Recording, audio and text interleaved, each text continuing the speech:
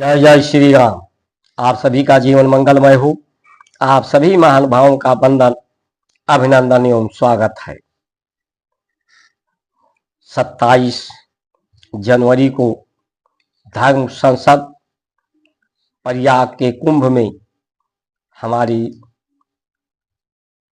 संत समाज ने जो आहूत किया है, आयोजन है,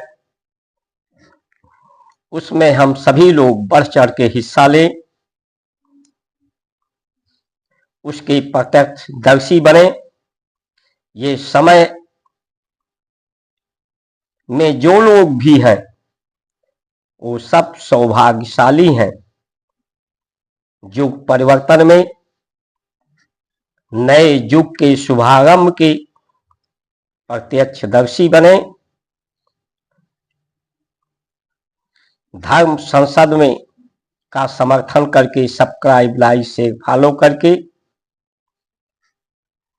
अपनी उपस्थिति वहां दें, और उस उपस्थिति ना दे सके तो जो जहां है वहीं से उसे subscribe, like, share, follow, comment करके अपना सहयोग प्रदान करें। धर्म संसद में सनातन बोर्ड के गठित होने पर हमारे धर्म का महत्व बढ़ेगा।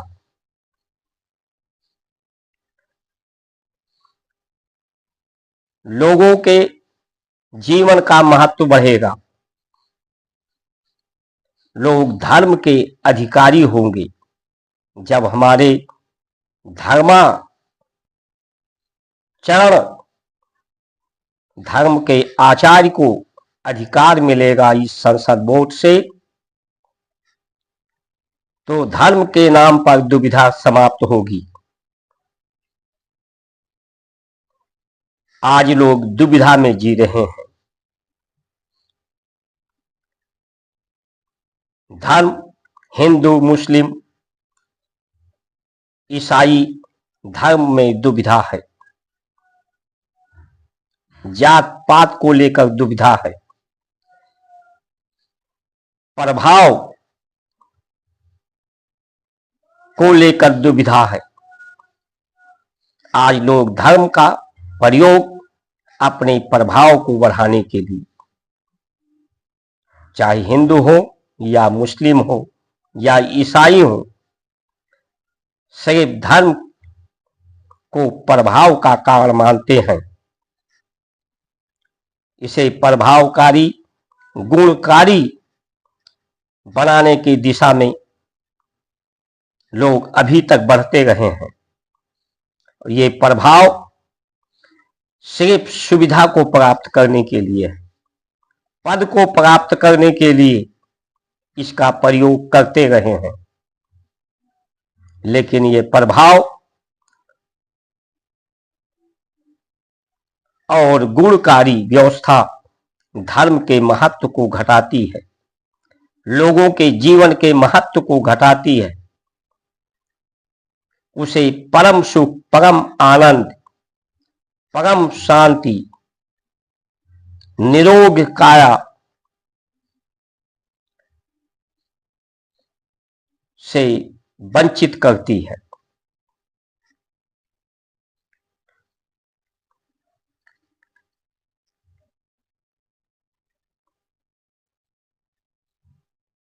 प्रभाव ये बुद्धि के कारण है। बुद्धि में भ्रम होता है, संशय होता है, भय होता है, सुविधा को छीनने का भय, हानि लाभ का इसे भय होता है।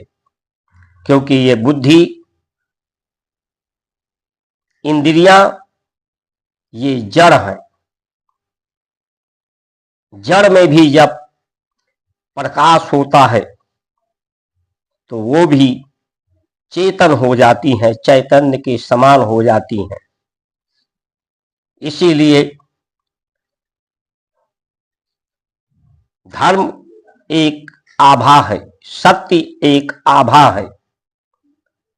आभा यानी प्रकाश, ज्योति।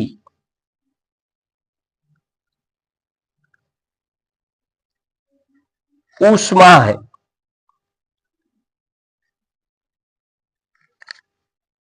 शक्ति है, ऊर्जा है। ये ऊर्जा, ये शक्ति, प्रकाश, ऊष्मा जब इस जड़ से जुड़ती है तो इसे चेतन कर देती है। इसमें सद्बुद्धि आ जाती है। बुद्धि का प्रभाव, बुद्धि का गुण, जड़ता का गुण समाप्त होता है। गुण और प्रभाव शांति होते हैं। बुद्धि विचार कर सकती है, विवेचना नहीं कर सकती, सत्य की विवेचना नहीं कर सकती। शब्द के द्वारा तत्वों की व्याख्या हो सकती है, परम तत्व की व्याख्या शब्दों के द्वारा नहीं हो सकती है। इसलिए समय आ गया है कि सभी भेदभाव और अभाव समाप्त हो। बुद्धि में अभाव है क्योंकि बुद्धि जड़ है। इसमें प्रकाश का, आभा का अभाव ही सभी तरह के अभाव का अनुभव कराता है। प्रयाग में जो कुंभ में जो जन सैलाब दिख रहा है हिंदुओं का, ये विश्वास है सनातन धर्म का। ये विश्वास डगमगाने ना पाए। संगम का जो मूल्य है, महत्व है, उसका जो अमृत है मंथन का, वो हमारी धर्म संसद से सनातन बोर्ड बन करके अमृत के रूप में आए, जिससे ज्ञान की गंगा बहे, भक्ति की गंगा बहे, प्रेम की गंगा बहे। यही अमृत है। ये अमृत पूरे विश्व में अमृत का प्रवाह हो, सब अमृत सोपान कर सके, संसार के विष और विषय से, गुणों से, प्रभाव से मुक्त हो सके, लोगों का महत्व बढ़ सके। इसीलिए तुलसीदास जी ने कहा है, पूजहि विप्र सकल गुणहीना, पूजहि न क्षूद्र वेद परमीना।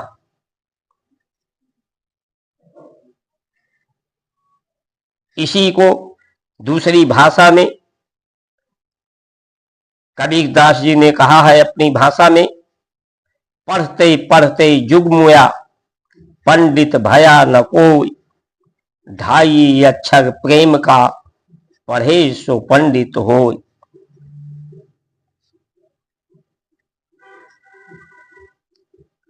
सकल गुणों से जो हीन है वही विप्र है, वही पूजनीय है, वही माननीय है, वही महत्वपूर्ण है। उसी को महत्व देने की आवश्यकता है। विप्र जो परम विचार वाला है, पुनीत विचार वाला है, सात्विक विचार वाला है, जिसके सभी गुण समाप्त हो गए हैं, गुणों का प्रभाव समाप्त हो गया है, वो निर्गुण हो गया है। भगवान को निर्गुण कहा गया है।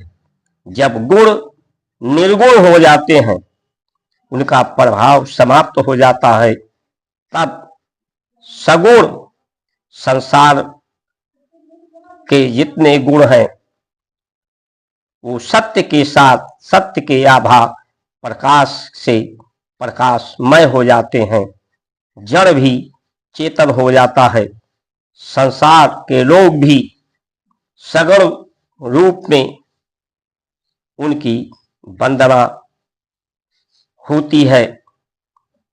वो वंदनीय, पूजनीय, आदरणीय हो जाते हैं। क्षुद्र का पर्याय है अज्ञानता, संशय, अभाव। इसे पढ़ने से मात्र बुद्धि शब्दों को विचारणा के ग्रहण करने से कोई पूजनीय नहीं हो सकता, क्योंकि उसमें प्रभाव होता है, गुण होता है। वो अपने प्रभाव से दूसरों को दबाना चाहता है, उसे अपने समान अवसर नहीं देना चाहता है, अपने समान समझना नहीं चाहता है, अपने समान बनने नहीं देना चाहता है। उसे छोटा ही करके रखता है, उसे दबा करके ही रखता है।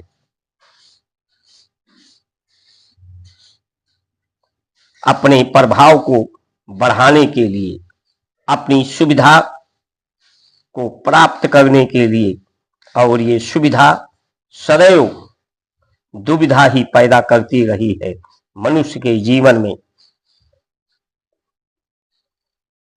मनुष्य आदि मानव था, उसके पास कोई व्यवस्था नहीं थी। जिस तरह से पशु पंछी जीवन जी रहे थे, उसी तरह से एक आदि मानव था। उस समय भी उसके पास दुख था, समस्या था। आज इतने विज्ञान की सुविधा साधन होने पर भी वही समस्याएं, वही दुख उसके सामने खड़ी हैं। इसीलिए ऋषियों ने सुविधा के माध्यम से किसी के दुख को दूर नहीं किया जा सकता। इस पर ही अनुसंधान प्रयोग किया है ऋषियों ने, जो सबके सम्मुख है। ज्यादा बुद्धिमान लोग अपने महत्व को नहीं बढ़ा सकते। आज भी देखने को मिल रहा है, कल भी था।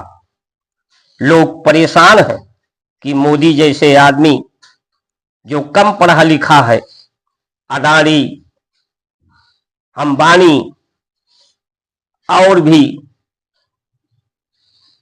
आचार्यों में देखें तो बहुत से लोग कम पढ़े लिखे लोग हैं, लेकिन इनका महत्व क्यों बढ़ता है? क्योंकि बुद्धि के भ्रम और भय से ये दूर है।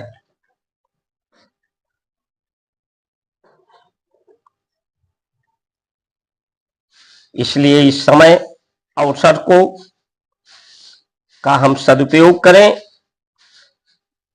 और आने वाला समय सभी के लिए सुख शांति का समय हो, पूरे विश्व में शांति हो, सुंदरता हो, सुंदर संसार हो, महकता संसार हो, तन मन महके, संसार महके, सुगंध ही सुगंध हो,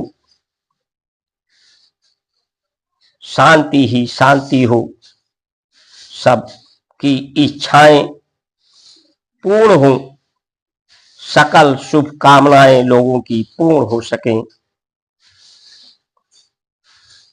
इन्हीं वचनों के साथ आप सभी का सुमंगल कामना करते हुए जय श्री राम।